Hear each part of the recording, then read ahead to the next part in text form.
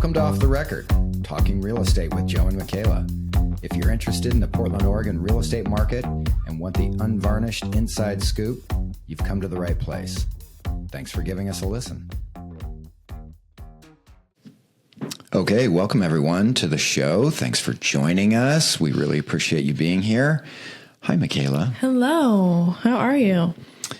I'm not going to lie. I'm pretty rummy right now. Yes, you are. I broke one of my cardinal rules and had coffee past 3 o'clock. I actually had it at 8:30 last night. Needless to say, I accumulated all of about 4 hours sleep. So this may be a spicy pod for me because I'm like having an out-of-body experience. I'm so tired right now. Oh, I'm so sorry. Well, let's make it quick. No. We've got great information. We've got a great show for everyone today. We do. Yeah. Making a move within the same school district. We love our kids' school and the community, but we've outgrown our house.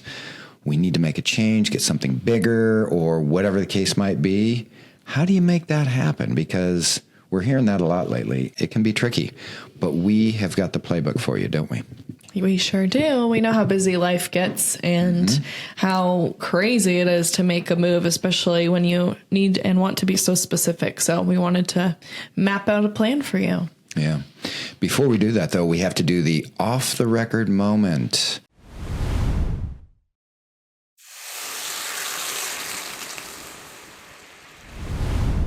Yes. I've got a good one for you that I know you will love, but I'd like you to go first. My off-the-record moment is going to be a confession, and it is that I am a big scaredy cat when it comes to basements. Ooh, so sometimes when I show a home, we get there early, we open it up. Sometimes I'm a little spooked to go down there. So I'll flick on a light, and sometimes I'll even wait until the clients get there, which I know isn't great. Act like you're being all, good manners and stuff. Oh, no, you go first. After you. I'm not even exaggerating. But if it's a woman, then I'm like, okay, I'll go first. But if there's ever a man, or I know a man's coming. You woman up and go first. Yeah. That's nice. Yeah, but if there's a man, he definitely goes first. Wow. And we actually had an understanding with a client who, it's a repeat client. We love them. And we look at flippers. And so they're nasty homes. And I know who you're talking about. That's nice of him. He knows that he has to crawl in the basement first. I'll go, but he's got to get the scary monsters and spiders out of the way first. So, which leads into my off-the-record moment from this morning. Okay. So I was with a new client of ours who absolutely wonderful young man, really, really good guy. And we were, hitting it off, and boy, I was just nailing the rapport, and we were having a good time, We're looking through the house. We were in the garage, and there was this door to the back of the house off the garage, and I was like, interesting. And so we're talking, and I walk over there, and I unlock the door and open the door, and I look back at him. I'm just like, we're talking about something, and it's all good. And then I walk right through that door, through the biggest spider web you have ever seen. Oh, my gosh. And guess what? Spidey was home. Ew. Yeah. I'm so sorry. I had to flick him off my shoulder like that. Ew. You just jumped when I flicked that towards you. What? I got her. But you did give me the heebie-jeebies. That's brutal.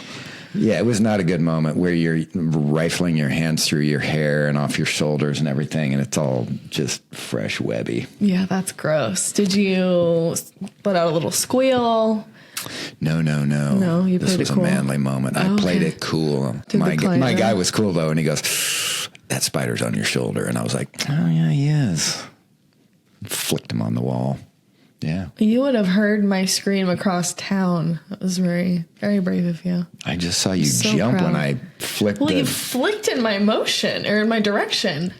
It was an imaginary spider. I know. See, I'm really afraid. Boy, you are. That is something. So those are our off-the-record moments. Day in the life of a professional real estate broker here in Portland Metro. You really never know what you're going to see when you walk into a showing. So it's like a box of chocolates. It's quite a journey. Yeah. That's a family saying of yours. And so I always giggle when you say it. Yeah, we do say that quite a bit because our life and our family is like a box of chocolates. You never know what you're going to get. So let's talk about this, Mac. Okay. And this is a scenario that many people know right now. You know, you want to stay in the same school district or the same community, but it's tough because your house isn't on the market. There's some homes that would be cool, and it just seems like such a daunting task. Right. You don't even know where to start. Right. What are the keys to success with this? Definitely planning ahead. So we're going to walk you through two different routes here. You're either going to buy first and sell your home later, of course, assuming that you own a home, or you're going to buy contingent upon the sale of your current home. And either way, having a strategy in place is going to help this process. But purchasing contingent, which is really what we're going to walk through in great detail here, is it takes a lot of planning and strategy. And so planning ahead more than a month, preferably 2 months, the longer the better, is going to be the key to success here. Yeah. And a lot of people have their sights set on the spring. And if you're thinking about a spring move doing this strategy, January, February is the time to get a hold of your professional broker and Definitely start having that conversation, get the walkthrough, all that sort of stuff. But I don't want to spoil it. Tell me about the things that they need to do to make this happen. What does that look like? Sure. So let's walk through buying contingent upon the sale of your home. So you own a home, you have some equity in that home, but in order to purchase a new home, you need to sell your current home first and use that equity cash to buy the next one. So number one is preparing your home for the market. We always suggest starting with a walkthrough with your professional broker. That way we can talk about any deferred maintenance. There's always deferred maintenance in every single home. Doesn't matter if it was built last year. There's always a little something. So taking the time to walk through with us, we can help you identify what's worth fixing and what's not.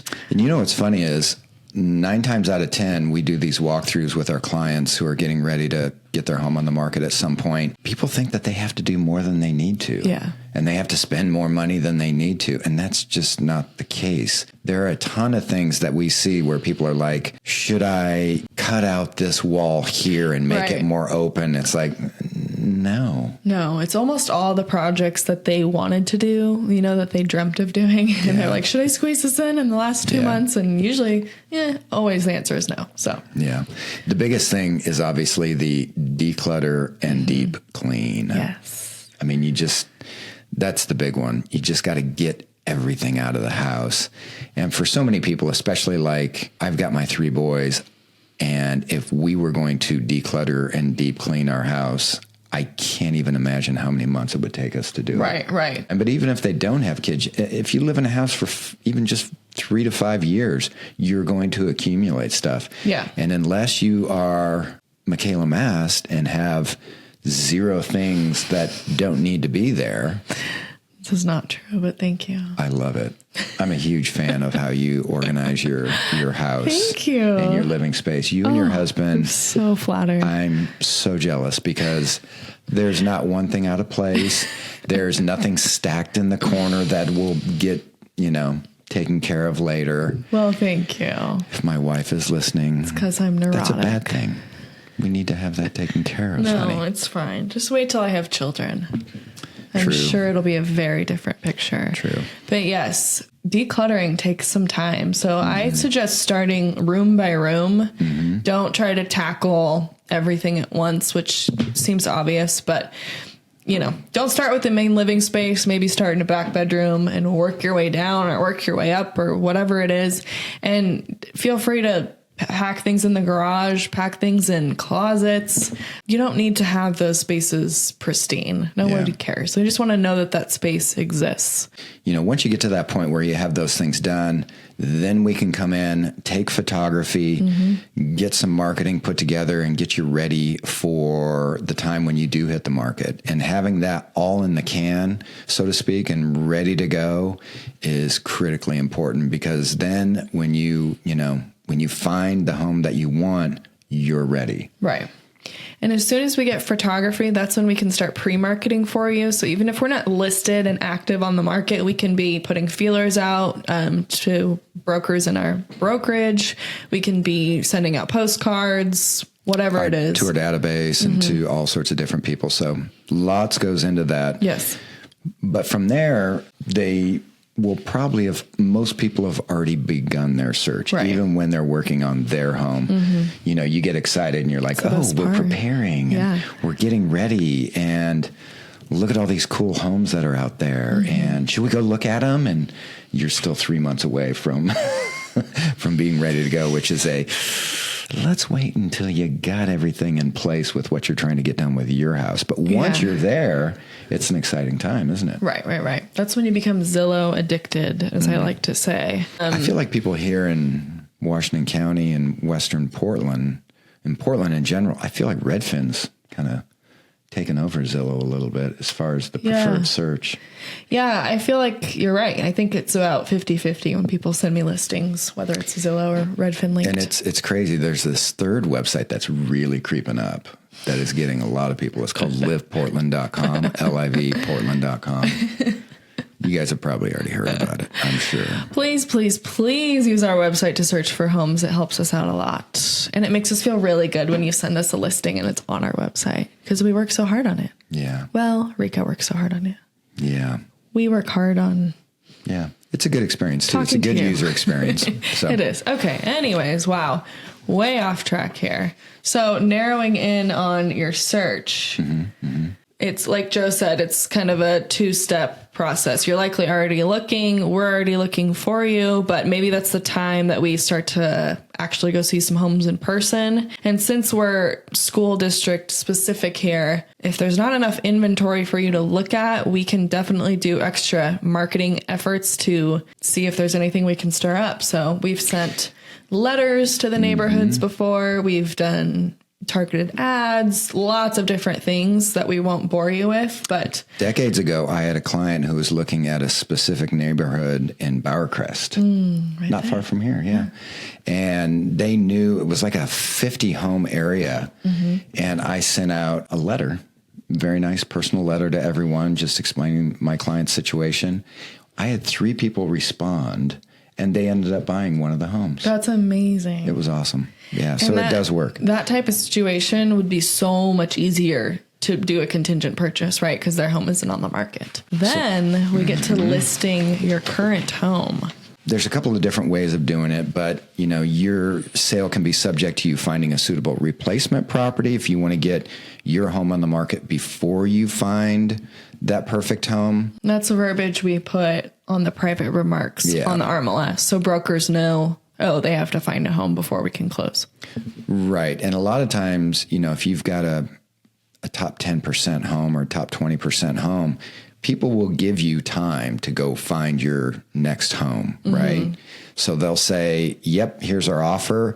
And if you need an extra 30 days, great. And after that, if you still don't have it done, we can talk. We've had that situation here recently, and that just makes it a much easier transition for people to say, okay, I want to put my home on the market. I don't have to worry about being homeless, before I find another home.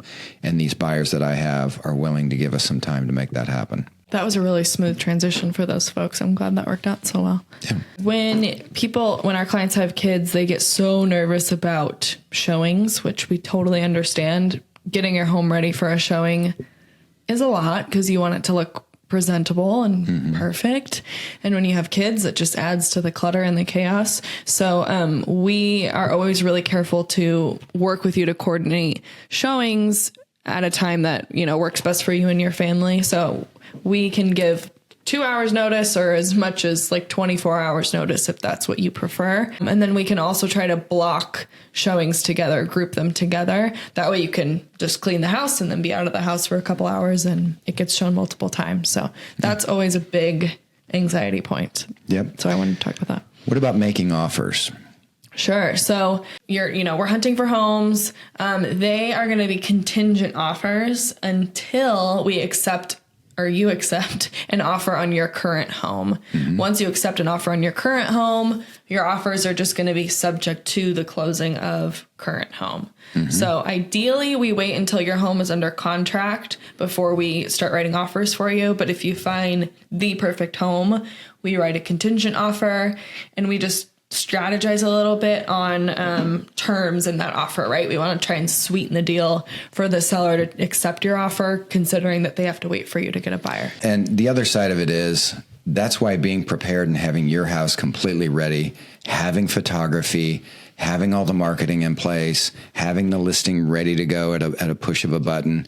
Because as a listing broker, if you come to me with a contingent offer and you're like, oh, it's going to take me 2 weeks to get my home on the market, that's a hard no, right? Right. My clients are not going to go for that. But if I'm the listing broker and you're coming to me, Makayla, and you say, my clients love your home, here's the offer. We're putting a stronger earnest money. Mm-hmm. We've got some flexible timelines, and we're ready to put their home on the market tomorrow morning at 9 a.m. Mm-hmm. That makes it a lot more palatable for me to accept a contingent offer. Yeah. That being said, not every seller is going to be open to a contingent offer. Yeah. If they've only been on the market 2 or 3 days, it's probably a long shot, right? If they've been on the market a little while, or it's a very strong offer, maybe even over asking, then you got a better shot.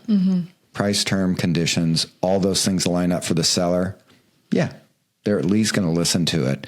And us as brokers, the things that we do that probably set us apart more than most is that we have those conversations with the broker on the other side to find out what's most important for that seller, what's going on with them in their life. How do we make this a win-win for them so that you as our client buying the home can get into that home and get into first position and make this a successful transaction. Love it. Couldn't agree more. So getting into navigating inspections. So this is typically overwhelming to people when they're doing just one transaction, but when there's two and they're likely happening at similar time frames, it can be really overwhelming.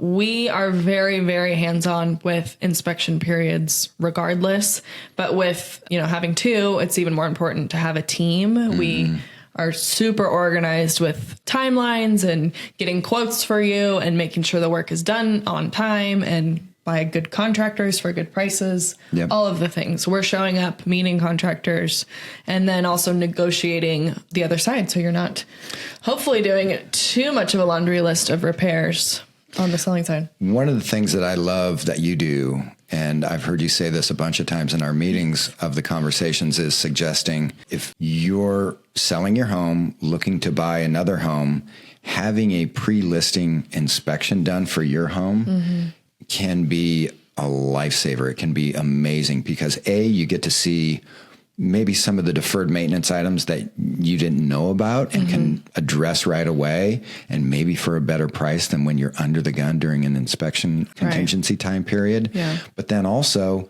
a lot of times a buyer for your home, if you've just got an inspection done and it's a licensed, contracted, professional inspector, I'm seeing more and more buyers just say, yeah, let me see the inspection. We might just go with that. Why wouldn't they? Because it's, $600-700 for that. Right. So, and if it's a good inspector, we just had this happen not too long ago where our buyer was like, well, do we take the inspection? We said, okay, let's take a look at it. They sent it over and it was from an inspector that we knew. And it was like, this guy's good. Yeah. Right. And then you can always call them and ask them questions too. Like if you were like, well, how bad was this problem? Then he can tell you. And then at that point, we can get second opinions from other contractors if there's anything that you're really worried about. So big fan of the pre-home inspections. Totally. So closings and coordinating the move, that's a big one because making all the timelines happen the right way can be very tricky. Yeah.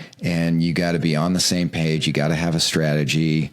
You might consider a rent back or, you just want to have all those ducks in a row, and we can lay the whole thing out for you.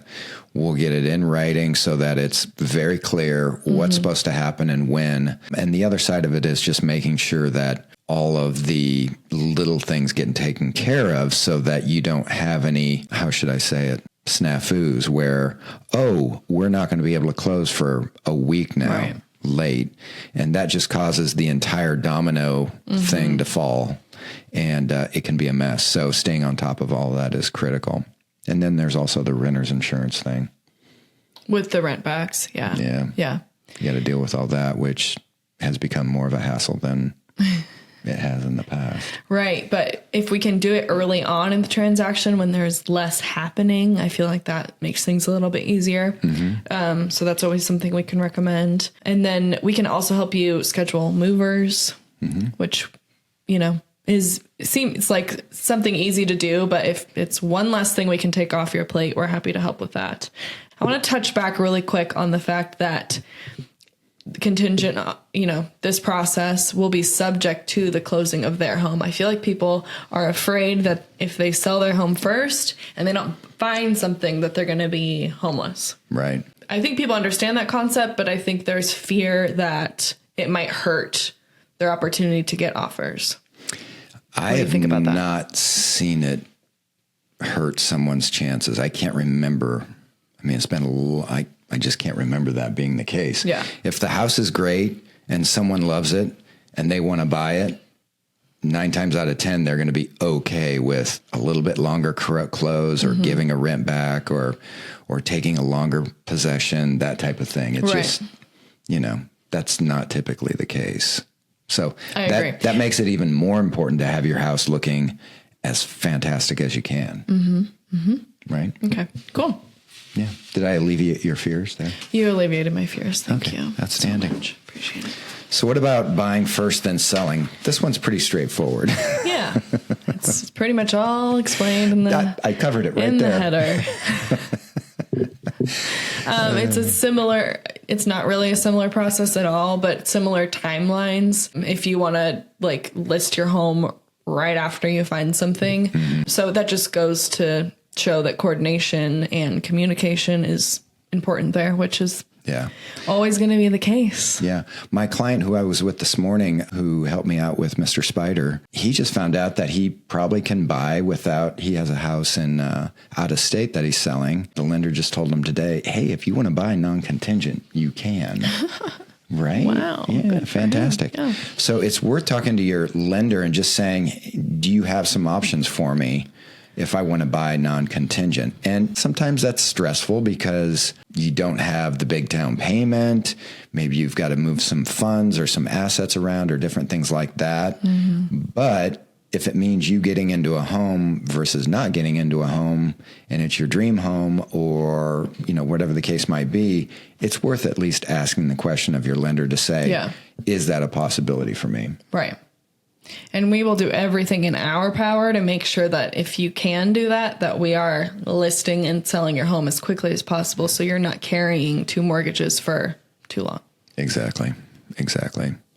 So if you want to make a move within the same school district, it's definitely possible. In fact, I like this market for it because there's more inventory to look at. So you can kind of get a feel for what's out there before you get too deep into the process. But as we have said multiple times, give it some time. Let your broker know in advance that this is what you're thinking so that we can make sure you're well prepared. Yep. Being prepared is the big thing. And it's not just if you want to be in the same school district. It's if you want to make that move and how do you handle having your current home and getting into a new home and do I sell or not sell, all those type of things. So hopefully we've helped you out with this today. I think it was good information.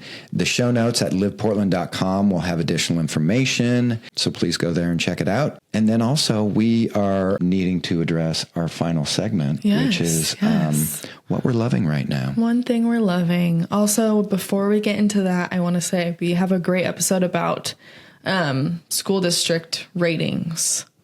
Remember that? If you go into our library of podcast, we do have one on school district ratings and how to find those and this and that and the other. So if you can't find it, just reach out to us and we'll send it to you. But yeah, lots of good information there. Joe, what's one thing you're loving right now? I think I'm going to go with the obvious and say I'm loving the lower rates. Oh. Yeah, I'm loving the Ducks. I'm always loving the Ducks, though. Go Ducks. Go Beavs, too. Love the Beavs. Oh, wow. I do. You are tired. I'm a state of Oregon guy. Come on. Portland State. Go Vikes. Woohoo. Yeah. The rates loving lower rates. Oh, my gosh. And I'm not going to name the rates right now because they change daily. And we don't want to jinx it. But some of the forecasting that I saw earlier this morning had rates in the low 5s or at 5 by mid to late next year. That's crazy. That is really crazy. That will unlock a whole lot of things for a whole lot of people. Now, there's segments of the economy that need to do much, much better, and people need to have job security and all those type of things. Lower rates will certainly help. So that's what I'm loving. How about you, Makayla? I am loving our crawl space contractor. And I'm going to plug him because he deserves the business, but I want to keep him to ourselves at the same time. He's awesome. But I can't gatekeep because he's that good. His name is Dana, and his company is called Best Pest Control. We give him a nasty crawl space, and it is good as new within no time. I told you earlier, we need to have a statue out in front of our office for this guy.